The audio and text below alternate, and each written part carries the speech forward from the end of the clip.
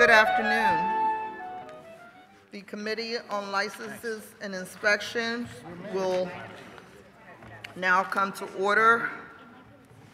Having established a quorum, to my right, Vice Chair Councilman Dom, to my left, Councilman Greenlee, and to his left, Councilman Curtis Jones.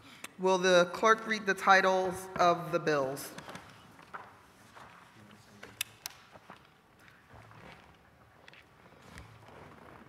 Bill number 180348, an ordinance amending Title IV of the Philadelphia Code, the Philadelphia Building Construction and Occupancy Code, Subcode PM, the Property Maintenance Code by adding requirements regarding the use of dumpsters on private property, and amending Section 10-722 of the Code entitled Use of Dumpsters to make conforming changes, all under certain terms and conditions.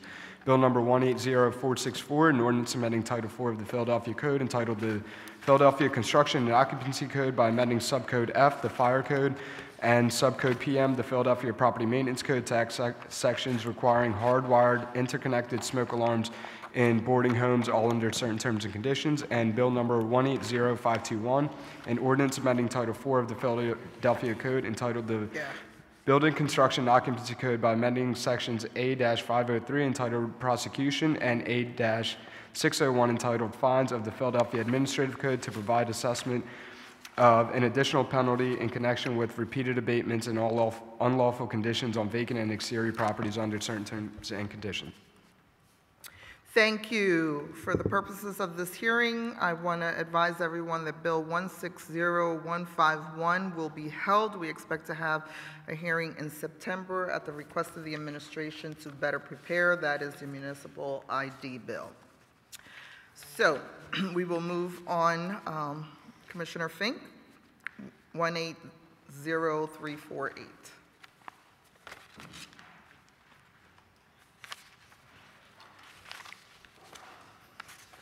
Good afternoon, Councilwoman Quinones-Sanchez and members of the Committee on License and Inspections.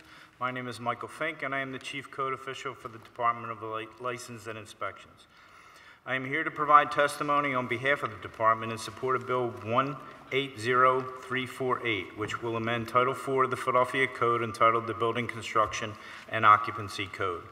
Currently, the Philadelphia Building Code requires that newly established businesses that generate refuse that is to be disposed of through the use of a dumpster provide a location within the building or on the premises for the storage of that dumpster. This requirement has existed in the Building Code since 1989. This bill will amend the Philadelphia Property Maintenance Code to require that all such businesses maintain those dumpsters in the building or within an enclosure unless they have obtained prior approval from the Streets Department to store their dumpsters in the public way. This bill will provide an enforcement tool for the department to have owners clean up unsightly dumpsters and hide them from the public view. Thank you for the opportunity to provide department's testimony. I'm happy to answer any questions at this time. Thank you. The chair would recognize that Councilwoman Parker worked with the department on this. Very quickly, Commissioner, because you allude to this here, for the folks who do have permission on the public right-of-way, does that get renewed annually? What do we do once we've given them permission? Those locations should be licensed, and they maintain that approval from the Streets Department through the maintenance of that license. Do we have a protocol for when they get inspected? The inspections are done through the Streets Department sweeps program, and they maintain enforcement of those efforts. Okay. Thank you. Any questions from the committee? Council, the chair recognizes Councilman Jones. Commissioner, how are you today?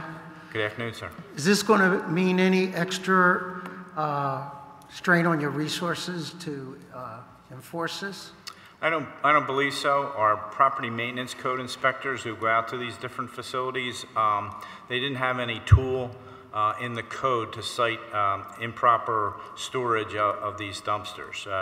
The maintaining of the fences or shrubbery that was enclosing the dumpster, or the maintenance of the dumpster inside the building, if that's how it was originally approved. There just was no provision in the property maintenance code in which they are trained and are assigned to enforce. So this brings the requirement from the building code into the property maintenance code to provide that ongoing maintenance. In addition to your inspections, a citizen may bring to your attention or the city's attention when this is not being complied with by somebody who is operating outside of this regulation if it is passed. Is that correct? That's correct, sir. The 311 complaints will be addressed by our inspectors. Thank you, Madam Chair. Thank you. The chair recognizes Councilman Dom. Thank you, Madam Chair, and good afternoon, Commissioner. Just two quick questions. These dumpsters have medallions on them? The ones in the public way, I believe that they do. I am not that familiar with the on-site dumpsters, but I'm sure that the ones in the public way do. Okay, my only question would be is if we do these enclosures and if they do have medallions, I'm just wondering how we're going to gain access to see the medallions. Usually the sweeps inspectors that are going out inspecting those dumpsters that are looking at the ones in the public way to make sure that they are licensed. Because the idea is that the Streets Department is kind of, particularly in Center City, frozen their approvals for dumpsters in the public way. So what they're really concentrating on is any addition of new dumpsters in the public way that were never licensed. So, and just a general question I have, I just want to make sure, I think we kind of spoke about this earlier, but when you go drive around the city and you see on back alleys of streets, especially in the urban Center City core area, you see all these dumpsters. These people then have applied for licenses to put those dumpsters on the sidewalks? In most cases, they are licensed. They may not be properly maintained, in which case, again, the sweeps inspectors will deal with that. Okay. And they also look for those that do not have medallions, and the assumption is that they are not licensed. And new buildings that are built are not allowed to have dumpsters outside after, was it 1989? That's correct. So that they're making accommodations within the building, I guess, to take the trash from within the building? Within the building or on the premises within an enclosure, yes, sir. Right. Okay. I think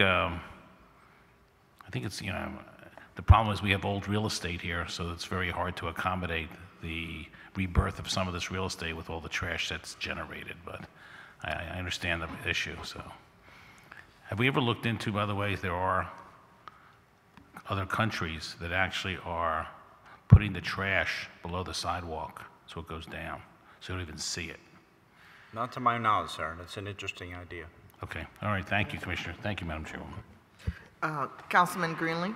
Thank you, Madam Chair. Just as a follow-up, I remember when the medallion bill was put together, to give them credit, former Councilman Bill Green came up with that idea, and it was kind of a compromise because I think we talked about a lot of these streets in Center City, the Cuthberts and the Moravians and all, that just have become dumpster alley, and we were trying to figure out a middle ground on these kind of things. Interestingly enough, my understanding is that New York has a law where you can only keep dumpsters out for a couple hours per day. They've somehow figured it out, but we haven't quite figured it out yet. But I think it's the reason that was stated, that a lot of these older buildings are just not any place to accommodate them. But it's something that I think we should keep working on, because these streets, some of these side streets are ridiculous, but I certainly, support this bill. Thank you, Madam Chair. Thank you. Just for the record, we've been working with the Planning Commission. I have 10 L stops, and I have not been able to get them to tell me how we help people store trash so that I can get small units. So we've been working on this issue. So any ideas that folks have, I will welcome them. I think we want to incentivize residential living along the L, and the challenge is trash and trash storage. Some of them don't have access to alleyways, and the last thing we want to do is eat up a tremendous amount of footprint inside the building for trash. But at the same time, we recognize that for smaller units, people are not going to store trash for a long time, so it's a challenge. So I echo your sentiments as someone who's been waiting for a year from the Planning Commission to get an idea to make it work. So thank you, Commissioner Fink. You can go on to Bill 1880-464. Good afternoon, Chairwoman Quinones Sanchez and members of the Committee of License Inspections. Again, my name is Michael Fink, and I am Chief Code Official for the Department. I'm here to provide testimony on behalf of the Department in support of Bill 180464, which will amend Title IV of the Philadelphia Code, entitled the Building Construction and Occupancy Code. Currently, the Philadelphia Building Code and Fire Codes Classify a building that contains sleeping units where residents share a bathroom or kitchen facilities, such as a rooming house, a boarding home, fraternity, or sorority house, as congregate living facility. When these congregate living facilities have 16 occupants or less, they are regulated the same as a single-family dwelling. While the codes have required newly constructed single-family homes and congregate living facilities to have hardwired smoke alarms since 1998 and have fire sprinklers installed throughout the building since 2011, existing homes and congregate living facilities only require battery-operated smoke alarms.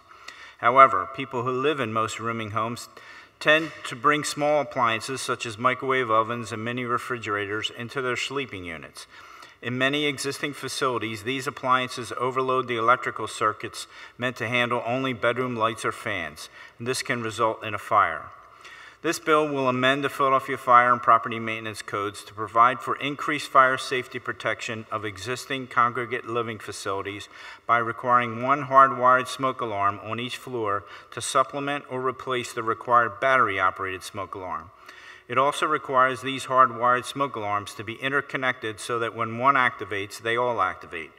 Today's technology provides smoke alarms that can interconnect wirelessly, thus decreasing the overall cost of installing these devices in existing facilities. This bill also provides for a retrofit period to allow operators of congregate living facilities to have the required hardwired smoke alarms installed by a licensed electrical contractor before the end of next year. Thank you for the opportunity to provide department's testimony. I'm happy to answer any questions at this time. Thank you. The chair recognizes that Councilman Tollenberger and Councilman Squilla have joined us. Very quickly, as it relates to this, when you say the end of next year, we're talking about next calendar year, December 2019? That's correct. So how many of these facilities are we aware of that are licensed? We have knowledge of very few of these actual locations. They tend to operate underground, but when we do encounter those, we can only require that they have battery-operated smoke alarms. Okay. How is this different from the 10-year fire alarm, the battery situation? How are hardwired smoke alarms different? No. Because you're saying they're only required to have the fire alarm, the 10-year fire alarm Yes, situation? so all those smoke alarms would be 10-year battery life smoke alarms. Okay. So what is the estimated cost for one floor of wiring? We're guessing for a three-story building to be in the neighborhood of $700. So that would be 3 alarms, 1 in each floor. And Yeah. are we suggesting that they put them in the stairway? Do we know exactly where we want them to put, considering that? In most cases, we're talking about row homes and the typical layout of that would render one of those in the hallway or on the first floor and in the basement. Even with that minimal coverage, we still have a greater coverage of the facility than we would with battery operated. I think the failure in battery operated are twofold. We're approaching the 10-year lifespan of the smoke alarms that we required almost 10 years ago for these battery operated. So those should be coming to the end of their life expectancy anyway. And we find that battery operated smoke alarms are more easily removed by the tenants or not, they are not, you can't actually see when they're activated. So you have to actually test them. With a hardwired one, they're lit, and you can see from below that the smoke alarm is still active. At any time in your history while you've been here, have we ever given anyone the ability to write off some of these expenses as part of their tax so that they become compliant? Not that I'm Some aware sort of of. rebate? Just because you're saying we're coming to the end of that 10-year, right? How many buildings do you estimate would that impact? That means this is going to go into play at the same time and these are coming down. Yeah, the smoke alarms themselves have a 10-year life with those lithium-ion batteries, and they're due to be replaced in the next couple of years. So the expense for each one of those is in the neighborhood of about $50. So owners of those properties would have to install those, as we all do in our homes. Okay. Thank you. The chair recognizes Councilman Don. Thank you, Madam Chairwoman. I have a few questions for you, Commissioner. Was this bill probably a result of that terrible fire accident that happened in North Philadelphia, the rooming house?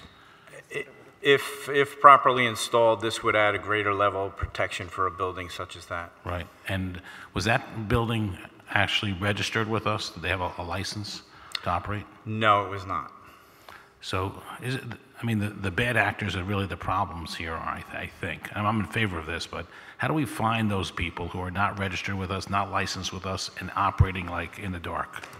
The department is using more and more what I would call data mining to try to determine where these locations are, because actually going to the properties has not been helpful. We find that the tenants do not allow us in to even make an inspection to determine whether or not it is a congregate living facility, whether or not it is even rented. So we're using more data to try to determine where these locations are. And then two other questions. I mean, we've noticed in the workspace, there's more co-op working spaces, whether it's WeWorks or Benjamin's Desk or iPipeline, where they're sharing office space. In other parts of the country, they're doing something called pad share, where they're taking houses or townhouses and splitting them up like a 3-bedroom row home, and they're renting them to 3 different people. Have you seen that? Has that been prevalent here, and would this bill then apply to those properties?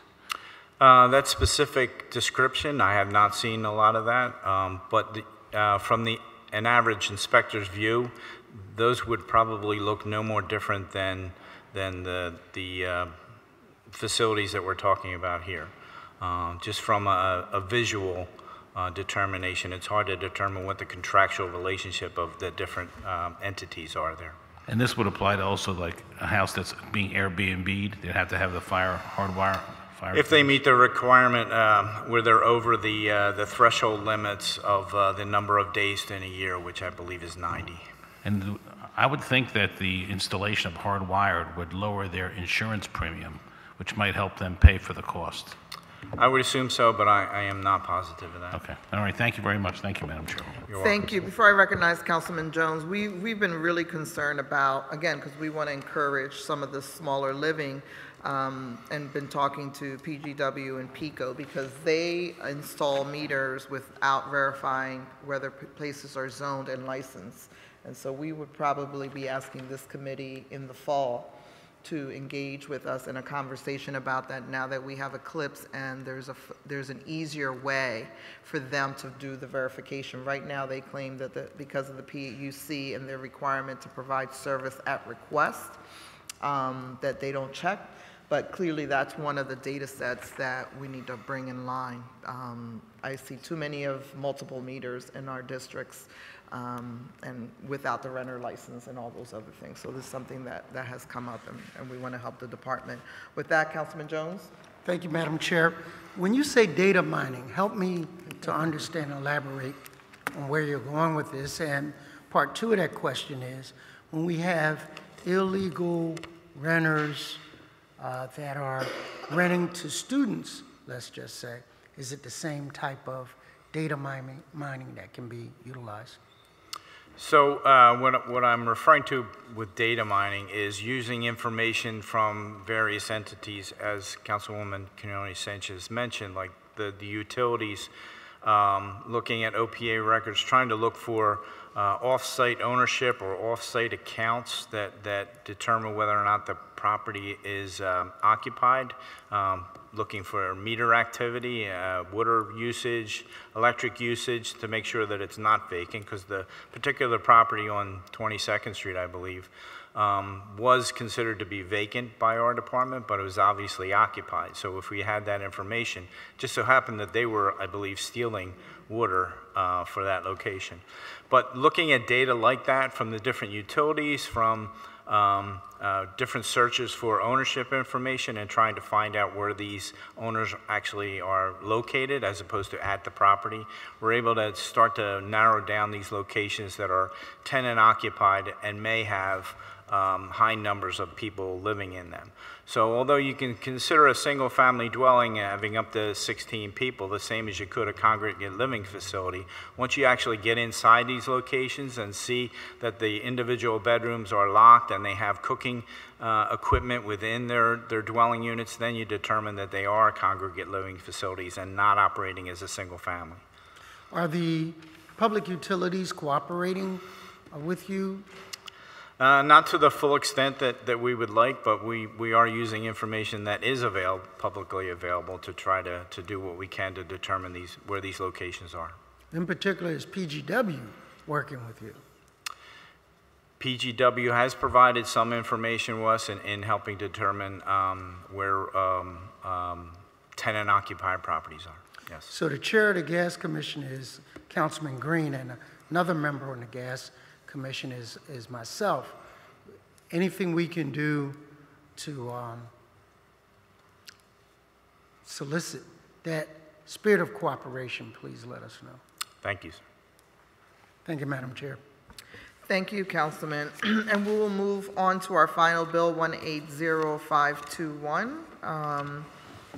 And I believe we have someone here, Rochelle Haines from CLIP, and we also have a resident, Margaret Robertson, if you want to also join in.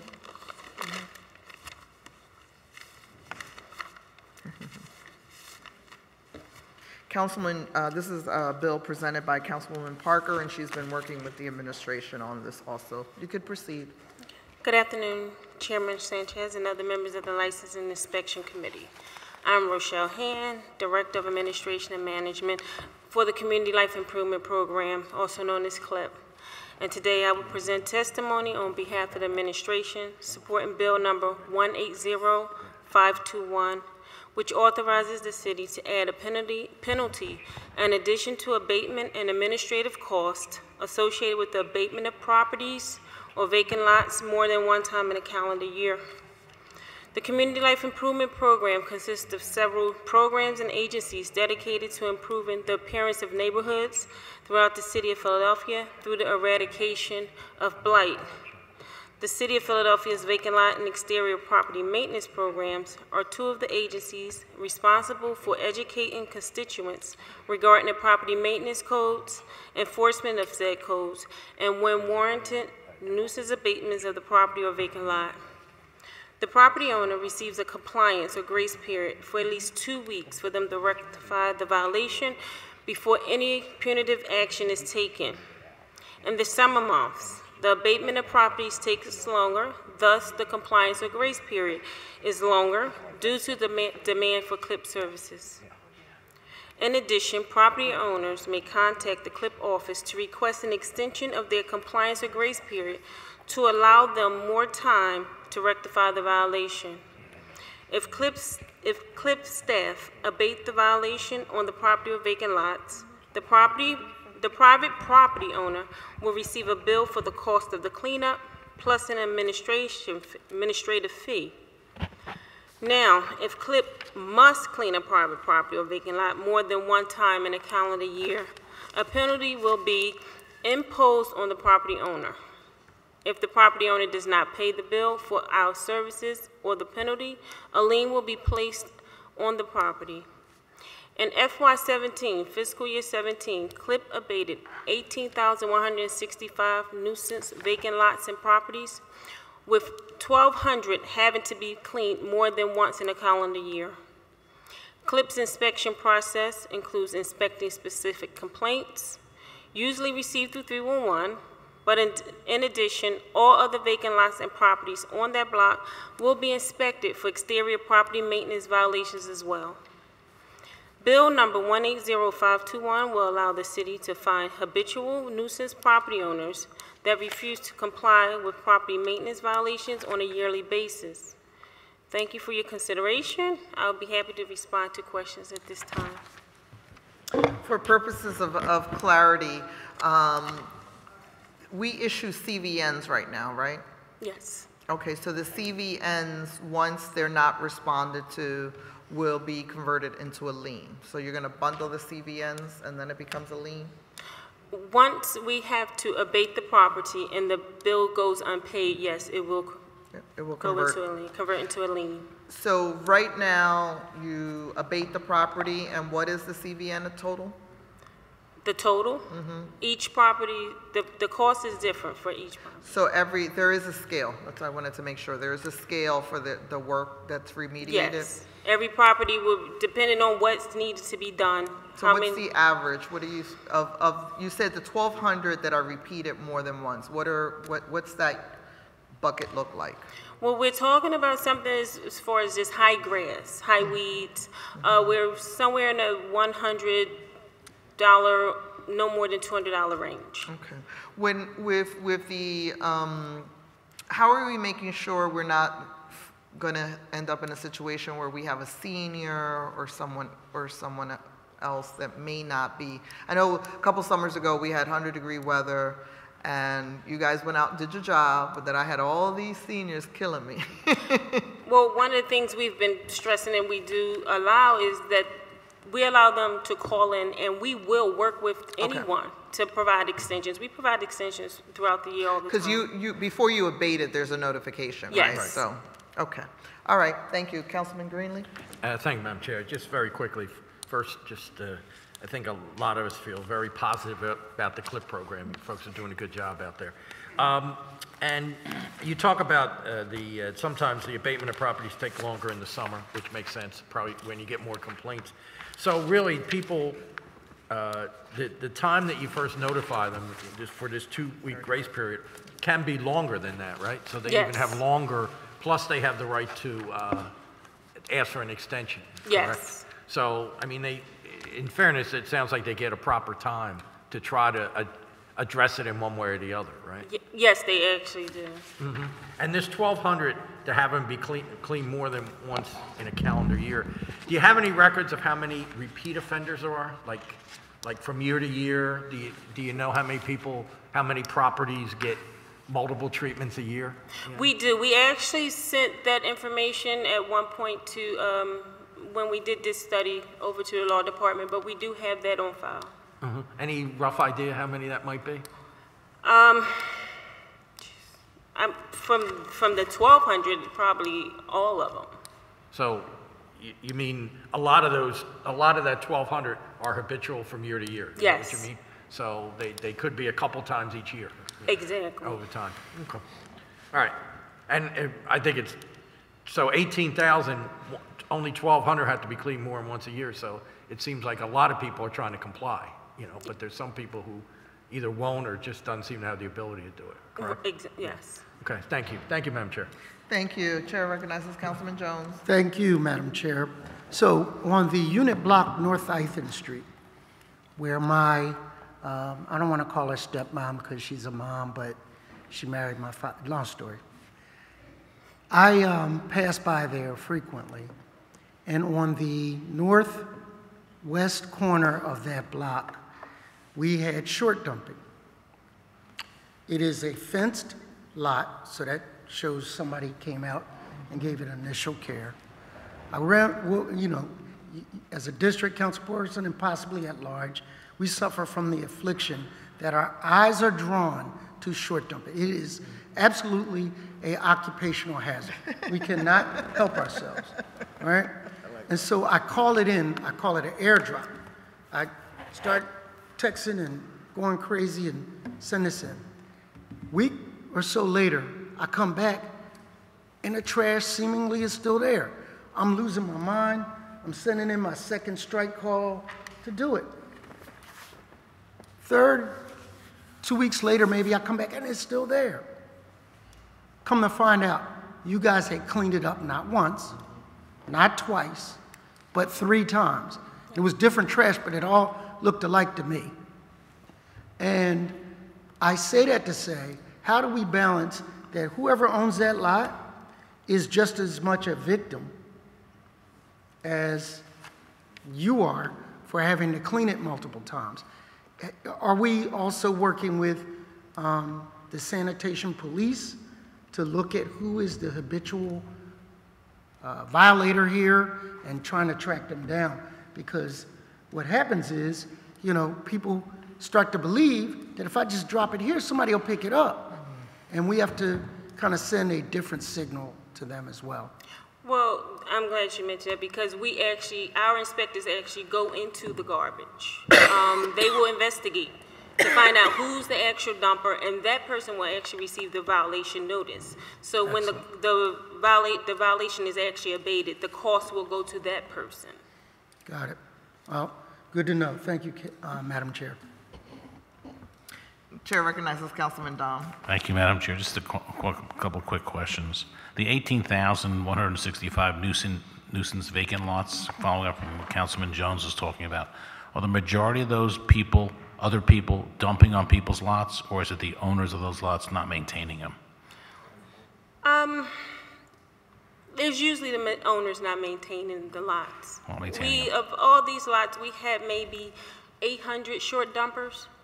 So the majority tend to fall to the owner of the property. I know we've talked about this before. I think Councilwoman Sanchez has talked about it too, and that is these 800 lots that are habitual short dumpers. Is there the ability to have cameras on those lots so we can actually catch the people, or at least send the word out that they're being videoed?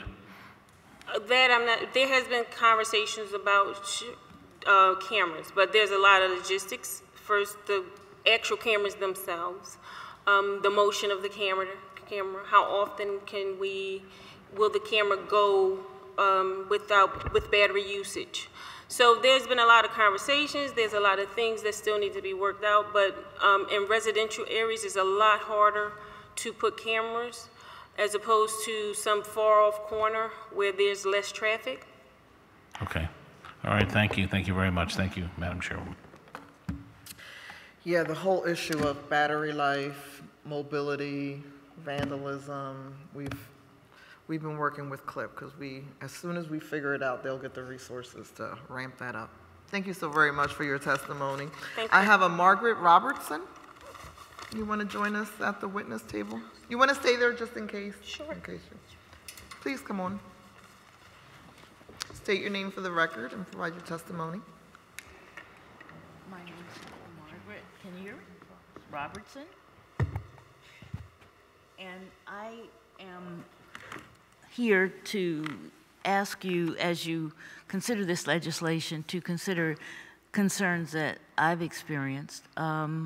The first is being charged after the property was cleaned. I guess that was a record-keeping error, but it couldn't have happened within a week. It wasn't a case of dumping, it was a case of too much vegetation. So I know that was an error. I've been charged for bills that were unpaid until I found receipts for half of them, and the others were several years old. So my concerns are improvement in record keeping, a need for improved record keeping, and more timely notice to people when you have a violation.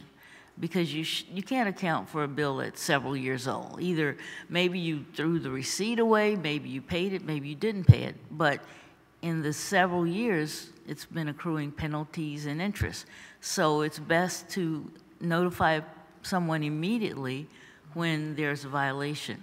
But beyond that, beyond asking that the program be improved to eliminate poor record keeping and to require more timely notice, I'm concerned about people in my situation who are not refusing to comply, but for some reason are unable to comply, and the lack of alternatives to get out of the property when it's not attractive to a realtor to list.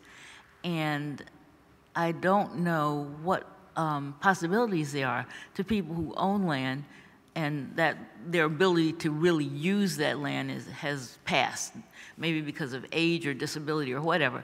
And so you're constantly accruing charges and liens that you really would maybe be happy to get rid of, but there's no way to do it. So I hope you'll consider some way to get out from under it.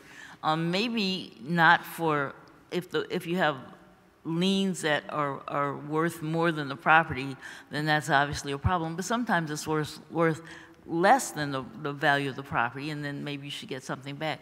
But right now, I don't know of any alternative. Even a way, at one time I wanted to donate property to a community group. I don't know how to do that. Or use it for a garden, then I wouldn't have to go and cut the grass, you know, the group would be taking care of it. Don't know how to do that either. So if there were some way that people who own land can get in contact with people in the community, maybe this might meet everybody's needs. I thank you for your testimony. I'm assuming that you have a lot that you've inherited, Right. that you don't live nearby. Right. And it's not fenced. Well, partially It's fenced. partially fenced, so you get a lot of dumping. Yeah, that's a little bit of a challenge for us. And as you can imagine, we have 40,000 of them throughout the city. So from time to time, we will make an error. So, you know, our apologies to you if in that. The record keeping is done by the Bureau of Adjudication. Have you appealed this stuff and come before yes, court? and in some cases I've gotten some satisfaction. If I didn't have receipts, well, maybe it didn't work out so well. But long-term, I'm trying to find a long-term solution. Right. And not just for me, because I'm sure others are in this position. Right. Yeah, I'm sure whose district is the property located in? Councilman Clark's? Clark's? Yeah, Councilman Clark's. Yeah, they're just for your recommendation, we really thank you for coming forward. There are some community garden groups that will take over the parcels of land, and sometimes they enter into a memorandum of understanding, and sometimes they'll do a title transfer. And I know in very unique situations, the law department has been willing to work through those gifted situations to clear those titles. It's a little bit complicated. But I suggest that you reach out to President Clark's office, and I'm sure he can connect you with the Neighborhood Community Development Corporation that might be willing to work with you on that. But we do have a land trust, we do have community gardens citywide, you know, different groups working around land care in the city. I thought you had to have loss of property to put it. No, we've done, in my district, we've done some cases where people have donated property. It's a little complicated because there's a liability, you're shifting liability, and if there's an outstanding debt, but I'm sure there's a way to make it work. All right, thank you so much. Thank you so much. Thank you for your testimony. Anyone else here left to testify on Bill 180521? Seeing none, the hearing will go from the hearing to the public meeting. The chair will ask the vice chair for a motion on Bill 180348, 180464, and 180521. Thank you, Madam Chairwoman. I move that Bill number 180348, 180464, and 180521 be reported from this committee with a favorable recommendation, and further move that the rules of council be suspended to permit first reading of this bill at the next session of council. All those in favor? Aye.